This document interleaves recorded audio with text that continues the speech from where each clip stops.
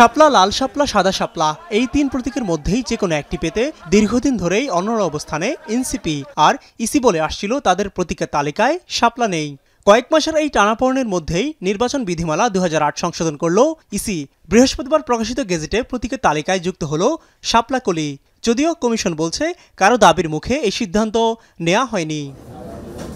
দুপুরে বিভিন্ন মন্ত্রণালয়ের কর্মকর্তাদের নিয়ে বৈঠক করে নির্বাচন কমিশন।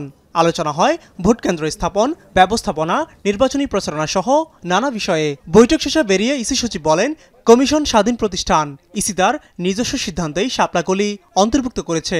শাপলা ও শাপলাকলির মধ্যে পার্থক্য রয়েছে বলেও মত দেন তিনি। কিছু কিছু প্রতীক নিয়ে কিছু কিছু আমাদের বিরূপ মন্তব্য আমরা শুনেছি যে 16টা প্রতীককে বাদ দিয়ে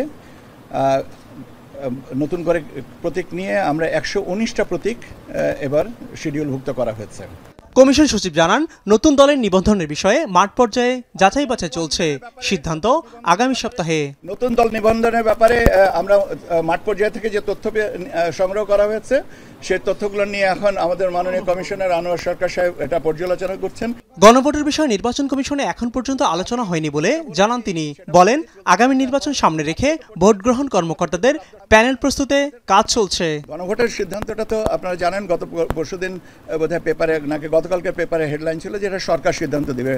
সরকার সিদ্ধান্ত দিক। বৃহস্পতিবারের এই বৈঠকে স্ব মন্ত্রণালয় থেকে নির্বাচনকে ঘিরে বাজেট চেয়েছে নির্বাচন কমিশন। এছাড়া নির্বাচনী প্রচারণায় সহযোগিতা করবে তথ্য মন্ত্রণালয়। মিয়া আমিরুল, এখন, ঢাকা।